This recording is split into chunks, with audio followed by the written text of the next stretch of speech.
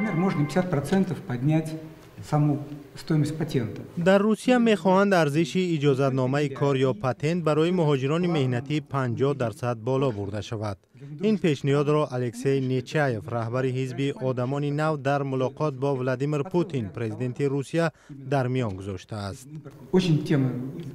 این یک مسئله بسیار حساس است، اما فکر میکنم امکان دارد که سال آینده مهاجران به بودجه ما 85 میلیارد روبل وارد کنند. آن را خیلی باید با دقت تنظیم کرد. مهم از حد نگذراندن است. حالا وضعیت چنین است که مهاجران در مسکو ماه 90,000 روبل کار میکنند. درآمد آنها سالانه حدود 1.5 میلیون روبل می شود و نرخ پتنت در یک سال 90,000 روبل را تشکیل می دهد. این مبلغ از پولی که صاحبکاران ما و حتی کارگران عادی پرداخت می کنند کمتر است.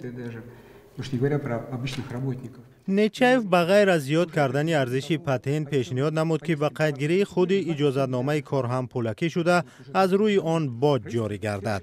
به اندیشه او مبلغ علاوه‌ای امکان می‌دهد که نظام نظارت سرحدی با سیستم‌های بیومتری مجهز کرده شود تا دقیق بدانند کی آمده است، به کجا آمده است و در کجای روسیه کار و زندگی می‌کند. در نوبت خود رئیس دومای دولتی ویاچسلاو ولودین این پیشنهادهای رئیس حزب آدمان نو را مثبت ارزیابی نموده است. ولودین روز چهارشنبه در جلسه پلات پایانی پارلمان گفت پیشنهادهای نیچایف صلاحیتناک و درست بوده، ما آن را بررسی و دستگیری خواهیم کرد. طبق قانونگذاری جاری شهروندان خارجی بدون پتنت در روسیه فعالیت کردن نمی توانند. پروانه کار باید منتظم دراز و پول هر ماهه آن پرداخت کرده شود، وگرنه شهروند خارجی حق دریافت درآمد رسمی را از دست می دهد. اکثریت مهاجران تاجیک در روسیه طریق پتنت فعالیت دارند و پیوسته از قیمت بلند آن شکایت می کنند.